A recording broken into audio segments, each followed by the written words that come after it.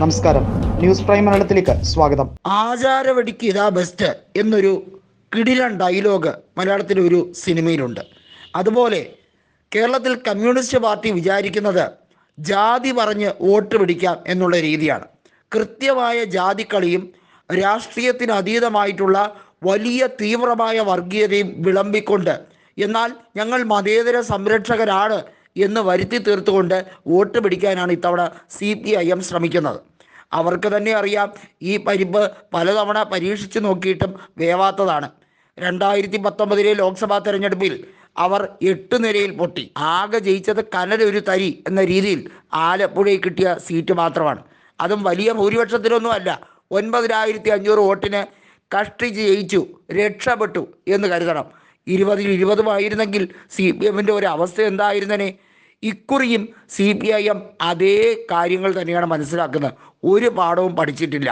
ദേശീയ തലത്തിലേക്ക് അവർ ജയിച്ചു പോയിട്ട് ഒരു കാര്യവുമില്ല. പാർലമെൻറ്റിൽ വെറുതെ ഇരിക്കാം എന്നുള്ളതേ ഉള്ളൂ.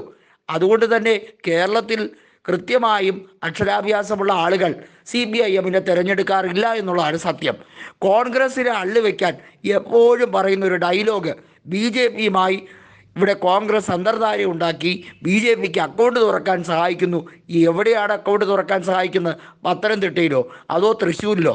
ഇവിടെയെല്ലാം കോൺഗ്രസ് MPമാരാണുള്ളത്. പിന്നെ എവിടെയാണ് അവർ സഹായിക്കുന്നത്? ഇതെല്ലാം CPIMൻ്റെ വെറും നാറിയ വിദ്യകളാണ്. ഇവിടെ കൃത്യമായി നമുക്കറിയാം, കേരളത്തിൽ തിരുവനന്തപുരത്ത് BJP 2ാം സ്ഥാനത്താണ് സ്ഥിരം വരുന്നത്. BJPയിലെ പ്രമുഖനായ നേതാവ് O രാജഗോപാൽ തന്നെ കൃത്യമായി പറഞ്ഞു, എന്താണ്, ഇവിടെ ശശി തരൂർ ജയിക്കുന്നിടത്തോളം കാലം, അല്ലെങ്കിൽ ശശി തരൂർ മത്സര രംഗത്തുള്ളിടത്തോളം കാലം BJP ഇനി പ്രതീക്ഷ വയ്ക്കേ വേണ്ട. 2014 കൃത്യമായും അദ്ദേഹം ജയിക്കുമെന്ന് പ്രവചിച്ചവർ പലരും മുട്ടുമടക്കിയേ ഉള്ളൂ. 14,500 വരെ വോട്ടുകൾക്ക് ശശി തരൂർ അവസാനം നിരവധിയായ സാഹചര്യങ്ങളെ വെല്ലുവിളിച്ചുകൊണ്ട് ജയിച്ചു കയറിയത് നമ്മൾ കണ്ടതാണ്.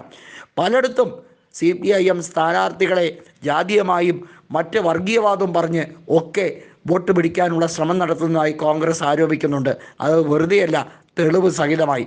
പത്തനംതിട്ടയിൽ തോമസ് ഐസക്കിനെ വിടുന്നത് അതുപോലൊരു കാരണമായി തന്നെയാണ് പറയുന്നത്. അവിടെ ക്രിസ്ത്യൻ ന്യൂനപക്ഷത്തിൻ്റെ വോട്ടുകൾ മുഴുവൻ ഇടതുപക്ഷത്തേക്ക് ചേക്കേറും എന്നൊക്കെ വിചാരിച്ചാൽ തെറ്റി. തൃശ്ശൂരിലും പത്തനംതിട്ടയിലുമാണ് BJP അക്കൗണ്ട് തുറക്കാൻ സാധ്യതയുള്ളത് എന്നാണ് കൃത്യമായും ഇടതുപക്ഷം വിലയിരുത്തുന്നത്.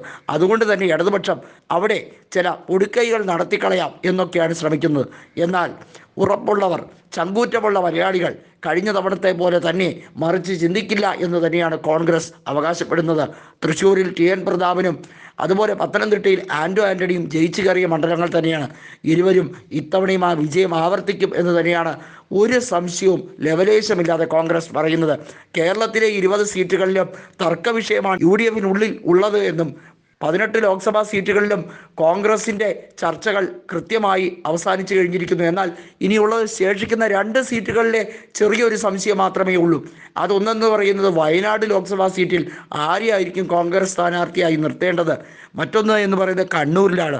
കണ്ണൂരിൽ പാർട്ടി അധ്യക്ഷനായ ശ്രീ K സുധാകരൻ മത്സരിക്കാത്തത് കൊണ്ട് അവിടെ കരുത്തനായ മറ്റൊരു കോൺഗ്രസ് നേതാവിനെ അവിടെ മത്സരിപ്പിക്കാൻ തന്നെയാണ് കോൺഗ്രസിൻ്റെ തീരുമാനം. ഇതൊഴികെ മറ്റുള്ള ഒരു സീറ്റിലും ഒരു രീതിയിലും സംശയം വയ്ക്കേണ്ട കാര്യമില്ല എന്നുള്ളത് കൃത്യമായി തന്നെ പറഞ്ഞിരിക്കുകയാണ്. പിന്നെ ഇവിടെ അള്ളുണ്ടാക്കാനും ഇവിടെ പരമാവധി CPIM കോൺഗ്രസിനെ നശിപ്പിക്കാനും കോൺഗ്രസ് മുക്ത ഭാരതത്തിന് വേണ്ടി BJPക്ക് ഒപ്പം തന്നെ തോളോട് തോൾ ചേർന്ന് നിന്ന് പ്രവർത്തിക്കാനും മുതിരുമ്പോൾ അതിനുള്ള മറുപടി കോൺഗ്രസ് ഇത്തവണത്തെ തെരഞ്ഞെടുപ്പിൽ കൂടി കൊടുത്തേ മതിയാവുകയുള്ളൂ. ദുഷ്ഭരണം കാരണവും കിഫ്ബി വഴി ജനലക്ഷങ്ങൾക്ക് പൊതുകടം വർദ്ധിപ്പിക്കുകയും ചെയ്ത പിണറായി സർക്കാരിന് മറുപടി കൊടുക്കാൻ കൂടി ഈ ഒരു സാഹചര്യം വിനിയോഗിക്കുക തന്നെ ചെയ്യണം.